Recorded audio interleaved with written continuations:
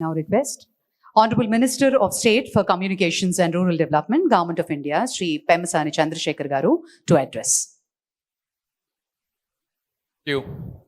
ఆంధ్రప్రదేశ్ ఆత్మస్థైర్యం అభివృద్ధికి శాశ్వత సంతకమైనటువంటి మాన్యశ్రీ ముఖ్యమంత్రి శ్రీ నారా చంద్రబాబు నాయుడు గారికి నిజాయితీ నిండిన స్వరం, అలసటి తెలియని అంకిత భావం, దేశ ఆర్థిక వ్యవస్థకు నిలువెత్తు కవచమైనటువంటి కేంద్ర ఆర్థిక శాఖ మొట్టమొదటి మహిళా మంత్రి అయినటువంటి శ్రీమతి నిర్మలా సీతారామన్ గారికి, నటనతో మొదలై నాయకుడిగా జనం మెచ్చిన సైనికుడిగా ఎదిగినటువంటి డిప్యూటీ సీఎం పవన్ కళ్యాణ్ గారికి, కష్టకాలాన్ని తనకు శిక్షణా సమయంగా మార్చుకొని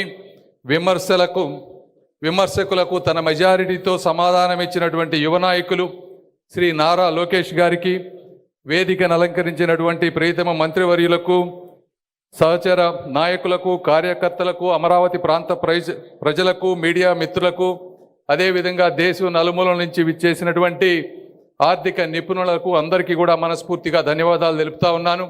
ఈరోజు ఒక అద్భుతమైన రోజు. ఆంధ్రప్రదేశ్ కోసం, అమరావతి కోసం, ప్రతి తెలుగు మనసు కలలుగన్న అభివృద్ధి కోసం జరుగుతున్నటువంటి ఈ ప్రారంభోత్సవం ఒక మహత్తర ఘట్టం. మన రాష్ట్ర అభివృద్ధికి బలమైన అడుగులుగా ఈ 15 కేంద్ర సంస్థలకు శంకుస్థాపన జరిగింది.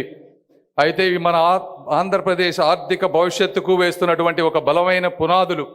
ఇలాంటి బృహత్తరమైన కార్యక్రమాన్ని ప్రారంభించేందుకు నిర్మలా సీతారామన్ గారి కంటే గొప్ప వ్యక్తులు మరొకరు ఉండరు అని నేను మనస్ఫూర్తిగా తెలియజేసుకుంటా ఉన్నా.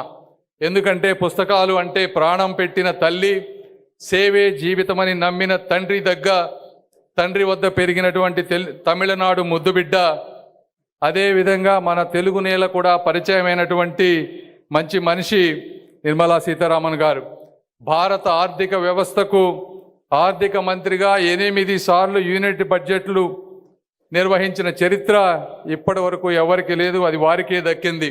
దక్షిణాది భారతీయుల ఆశయాలను, జాతీయ విధానాలను కలిపి వారధిగా ఉన్నతమైనటువంటి బాధ్యతలు వారు నిర్వర్తిస్తున్నారు.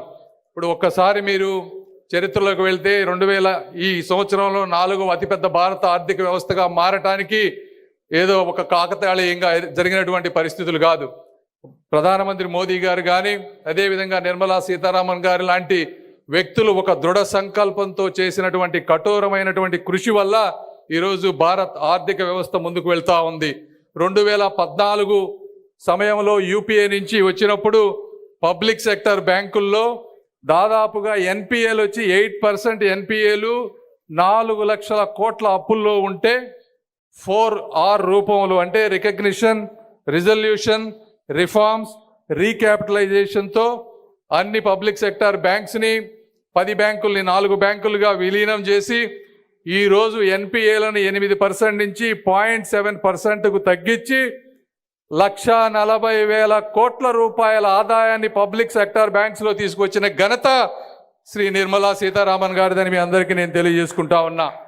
అదేవిధంగా ఆంధ్ర ప్రాంత ప్రజలు వేసినటువంటి ఓటు ఈరోజు కూటమి ప్రభుత్వం ద్వారా జిఎస్టీకి సపోర్ట్ చేసేటువంటి శక్తినిచ్చింది.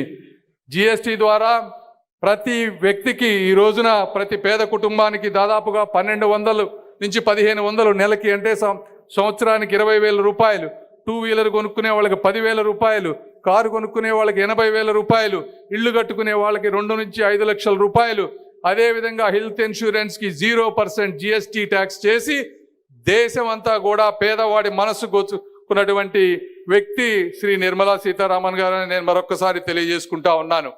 అదేవిధంగా నేను మా ప్రాంతంలో మా లోకేష్ గారు నేను వెళ్ళి ఎయిమ్స్లో స్టాఫ్ లేదంటే వెంటనే 540 ఉద్యోగాలు ఇచ్చి ఎయిమ్స్ మొత్తాన్ని కూడా మంచిగా చేసినటువంటి నిర్మలా సీతారామన్ గారికి మరొకసారి గుంటూరు ప్రాంత ప్రజల తరపున మనస్ఫూర్తిగా నేను అభినందనలు, ధన్యవాదాలు తెలుపుకుంటా ఉన్నాను. అదేవిధంగా ఇప్పుడు ఒక్కసారి అంటే నిర్మలా సీతారామన్ గారు నాకు కూడా వ్యక్తిగతంగా ఒక స్ఫూర్తి. అంటే ఒక బడ్జెట్ పెట్టాలంటే నేను 1 సంవత్సరం అయింది రాజకీయాల్లోకి వచ్చి, కేవలం మినిస్టర్ ఆఫ్ స్టేట్గానే జీవితం ఎంత కష్టం ఉంటుందో అనుభవిస్తూ ఉన్నా. ఈ విధంగా ఫైనాన్షియల్ బడ్జెట్ పెట్టిన వెంటనే నెక్స్ట్ ఇయర్ బడ్జెట్లు పెట్టలే, మార్కెట్లేమో సంస్కరణలు కోరుకుంటాయి, రైతులేమో ఇంకా రాయితీలు కావాలంటాయి, రాష్ట్రాలేమో ఇంకా ఎక్కువ వారి వాటా కావాలంటుంటారు, పార్లమెంటులో ప్రతిపక్షంలో ప్రతి వ్యక్తి ప్రతి రూపాయికి జవాబు చెప్పమంటారు. ఈ విధంగా గంటల తరబడి వర్క్ చేసి గంటల తరబడి పార్లమెంట్లో నిలబడి సమాధానాలు చెప్పి విధంగా చేయటం అంటే ఒక మామూలు విషయం కాదు. ఈ విధంగా వారు మహిళా స్ఫూర్తికే కాదు, మాలాంటి వారికి కూడా, కొత్తగా వచ్చిన వారికి కూడా నిజమైన స్ఫూర్తి అని నేను మనస్ఫూర్తిగా తెలియజేసుకుంటా ఉన్నాను. అదేవిధంగా ఈరోజు అమరావతి గురించి మాట్లాడాల్సి వస్తే, ఈ ల్యాండ్ పూలింగ్ కాన్సెప్ట్ అనేది ప్రపంచంలో 4 దేశాలు చేసినాయి. 1 జర్మనీ, 2 జపాన్, 3 సౌత్ కొరియా. ఇవి కూడా మ్యాక్సిమం చేసిన ల్యాండ్ పూలింగ్ 2000 ఎకరాల లోపు. రెండోది ల్యాండ్ పూలింగ్ చేసినప్పుడు ఆ ప్రాంతంలో ఉన్న వ్యక్తులందరినీ కూడా డిస్ప్లేస్ చేసి వేరే ప్రాంతానికి తీసుకువెళ్ళి ల్యాండ్ పూలింగ్ చేశారు. ప్రపంచ చరిత్రలో 34,000 ఎకరాలు ఉన్న గ్రామాల్లో ఒక్క వ్యక్తిని కూడా డిస్ప్లే చేయకుండా ఫాస్టెస్ట్గా 60 రోజుల లోపు ల్యాండ్ పూలింగ్ చేసి దేశానికే కాదు ప్రపంచానికి ఆదర్శంగా నిలిచారు. అంటే దానికి కారణం మా గౌరవ ముఖ్యమంత్రి నారా చంద్రబాబు నాయుడు గారికి ఉండే బ్రాండ్, నమ్మకం, అదేవిధంగా మా అమరావతి ప్రాంత ప్రజల మంచితనం, త్యాగం అని మీ అందరికీ నేను తెలియజేసుకుంటా ఉన్నా. ఇచ్చిన ప్రతి ఎకరాలో 98% ఈ రోజున ప్లాట్లన్నీ చేసి వాళ్ళందరికీ ఇచ్చారు. కేవలం 2% అంటే 700 ఎకరాలు మాత్రమే ఈరోజు ఇంకా మిగిలి ఉన్నాయి. ఇవి కూడా వచ్చే 3-4 నెలల్లో ఇచ్చి ఈ ప్రాంతంలో ఉన్నటువంటి అన్ని సమస్యలు, ఎసైన్ ల్యాండ్స్, లంక భూములు, జరీబ్ భూములు, గ్రామ కంటాలు, టీడీఆర్ బాండ్లు, ఏ అయితే సమస్యలు ఉన్నాయో ప్రతి సమస్యని ఒక్కొక్క ఐటెంగా తీసుకొని వచ్చే 2-3 నెలల్లో పూర్తి చేసి ఈ ప్రాంతాన్ని, అమరావతి అంటే కృష్ణానది ఒడ్డున 3000 సంవత్సరాల నాగరికతకు నిలయంగా నిలిచినటువంటి స్థలం ఈ అమరావతి. శాతవాహనుల సామ్రాజ్యం సాక్షి అమరావతి. బౌద్ధ స్తూపాలతో బాసిల్లినటువంటి భూమి ఈ అమరావతి. ఇక్కడి శిల్పాలు, శాసనాలు, స్తూపాలు శాంతి, జ్ఞానం, ఆనందం అనే భారతీయ సందేశాన్ని యుగాల పాటు మోసుకొచ్చినటువంటి భూమి ఈ అమరావతి. ఇలాంటి అమరావతిని భారతదేశంలోని అత్యంత ఆధునిక ప్రణాళికబద్ధమైన రాజధానిగా అవతరించే విధంగా ఒక మహా సంకల్పానికి ఇది చిహ్నంగా ఉండబోతా ఉంది. విస్తృత రహదారులు, పచ్చని ప్రదేశాలు, ప్రపంచ స్థాయి ప్రభుత్వ సంస్థలుతో ఈ అమరావతిని ఒక గొప్ప నగరంగా నిలబెట్టబోతా ఉన్నాయి. అమరావతి అంటే ఆంధ్రుల ఆత్మవిశ్వాసం, అమరావతి అంటే ఆంధ్ర ప్రజల కళ, అమరావతి అంటే భవిష్యత్తు తరాలకు ఎన్డీఏ కూటమి ఇచ్చేటువంటి ఒక వాగ్దానం అని తెలియజేసుకుంటూ, ఈ వాగ్దానానికి మూల స్తంభాలుగా నిలబడుతున్నటువంటి మా deputy chief minister Pavan Kalyan గారికి, అదేవిధంగా నారా లోకేష్ గారికి, అధికారులకు, నారాయణ గారికి, అందరికీ కూడా మరొక్కసారి మనస్ఫూర్తిగా ధన్యవాదాలు తెలుపుకుంటూ, ఆఖరిగా ఇలాంటి మంచి అవకాశాన్ని నాకు కూడా అందించిన మా గౌరవ ముఖ్యమంత్రి గారికి, అదేవిధంగా మోదీ గారికి మనస్ఫూర్తిగా కృతజ్ఞతలు తెలుపుకుంటూ సెలవు తీసుకుంటున్నాను. జై హింద్. Thank you.